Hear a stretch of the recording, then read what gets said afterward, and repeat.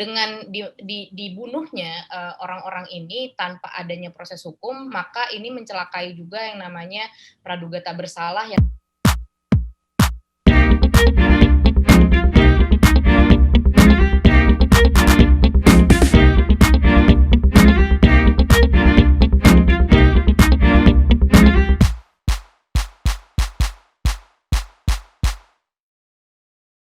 jadi mungkin untuk memperlihatkan bahwa, dalam posisi ini, dalam kasus ini, Kontras melihat bahwa ini merupakan sebuah pelanggaran hak asasi manusia, karena adanya penembakan sewenang-wenang yang memang dilakukan oleh, institusi negara melalui kepolisian begitu. Dan dari penembakan sewenang-wenang ini sebenarnya yang pada akhirnya justru melemahkan, posisi hukum itu sendiri, karena pada akhirnya, hukum itu seperti tidak berguna untuk, dilakukan adanya pembuktian maupun bagaimana proses yang perlu dijalani apabila memang terjadi adanya dugaan tindak pidana. Mengapa ini pada akhirnya menjadi sebuah, penghinaan bagi proses hukum itu sendiri, karena dengan dibunuhnya, orang-orang ini tanpa adanya proses hukum, maka ini mencelakai juga yang namanya praduga tak bersalah yang seharusnya dimiliki oleh terduga, pelaku, pelanggaran ataupun tindak pidana dan ini tidak dilakukan begitu oleh pihak kepolisian.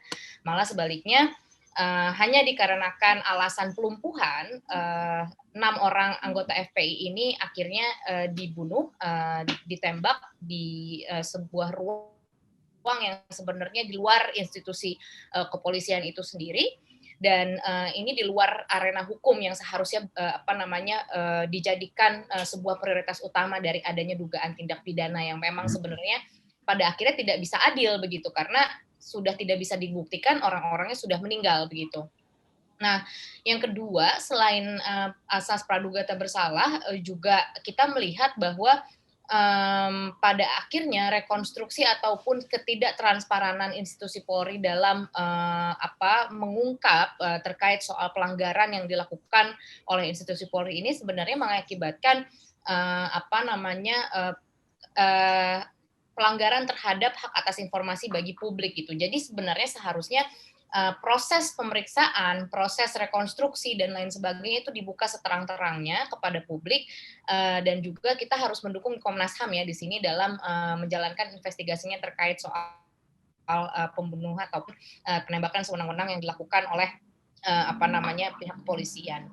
Nah, jika alasan pihak kepolisian ini merupakan sebuah pelumpuhan, nah pelumpuhan itu kan sebenarnya ada tata caranya, ada aturannya di dalam institusi Polri gitu. Ada yang namanya peraturan Kapolri yang di situ termasuk soal penggunaan senjata dan tindakan kepolisian dan di situ diatur tata caranya bagaimana soal pelumpuhan bahwa yang namanya pelumpuhan yang menggunakan senjata api itu tidak boleh dikenakan di daerah-daerah organ-organ yang mematikan gitu.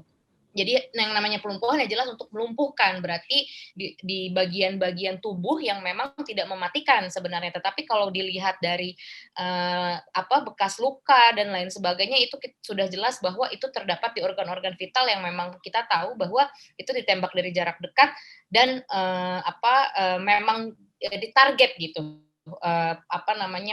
bagian-bagian tersebut. Nah, kalau misalkan kita berkaca pada Perkap nomor 1 tahun 2009 terkait, penggunaan kekuatan dalam tindakan kepolisian, ini merupakan sebuah pelanggaran, dikarenakan, adanya penyelewengan dari penggunaan senjata tersebut. Dan yang patut dipertanyakan adalah, di dalam Perkap ini tercantum terkait soal, bagaimana perizinan, soal,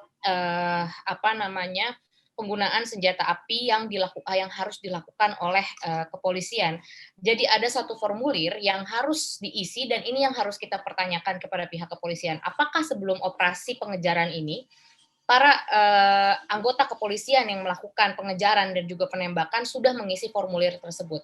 Di dalam formulir tersebut ada, penggunaan jenis senjata apinya apa, untuk ditembak di mana dan lain sebagainya itu sangat jelas dan kita harus mempertanyakan itu. Apakah dalam operasi pengejaran yang selama ini dilakukan oleh pihak kepolisian, itu mereka melakukan transparansi dan akuntabilitas melalui peraturan internalnya sendiri gitu. Karena penembakan sewenang-wenang ini tidak hanya pertama kalinya terjadi di Indonesia gitu. Dalam 3 bulan terakhir saja sudah ada, 29 peristiwa terkait soal penembakan sewenang-wenang yang dilakukan oleh pihak kepolisian dan tidak pernah ada tindak lanjut apapun ataupun hukuman pidana yang dijatuhkan kepada anggota kepolisian. Paling mentok itu hanya diberikan sanksi etik saja, atau dimutasi ke daerah lain. Jadi tidak ada yang, diberikan, eee, hukuman pidana gitu. Nah, hal ini pada akhirnya tidak menimbulkan efek jera begitu bagi, pelaku-pelaku yang memang melakukan penyelewengan ini.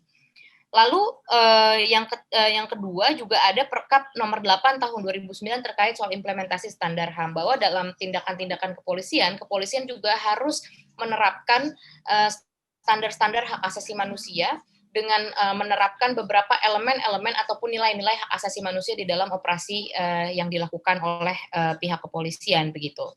Nah, ada juga pasal 4 Undang-Undang Nomor 39 tahun 99 soal hak asasi manusia, itu juga seharusnya menjadi pedoman bagi pihak kepolisian dalam melakukan, tindakan-tindakan, pengamanan dan lain sebagainya. Dan apabila memang alasan dari kepolisian itu adalah untuk pembelaan diri, mengamankan diri karena adanya terjadi bentrokan dan lain sebagainya, semestinya ada sebuah, deteksi dini ya yang seharusnya dilakukan oleh kepolisian dan tindakan preventif apa yang semestinya dilakukan, sehingga pada akhirnya kalau misalkan katanya, terpaksa dibunuh ataupun terpaksa dimatikan gitu, ada parameter yang seharusnya diterapkan gitu oleh pihak kepolisian sehingga tidak ditembak di, kawasan ataupun area-area, organ yang mematikan begitu. Jadi berarti di sini kita melihat bahwa tidak ada deteksi dini, tidak ada upaya preventif dari, kepolisian, dan ketika di penerapannya juga tidak ada unsur necesitas untuk segera menembak orang-orang ini, dan tidak ada legalitasnya kenapa orang-orang ini harus ditembak, dan itu tidak bisa diuji karena tidak ada dua belah pihak yang bisa memberikan, check and balances itu ya terkait soal fakta-fakta yang terjadi di lapangan, yang pada akhirnya membuat publik bingung gitu. Mana ini informasi yang benar? Karena orang-orang yang, menjadi rivalnya, polisi ini sudah meninggal begitu, dan sudah dihabiskan semua sehingga hanya ada informasi dari satu pihak saja begitu.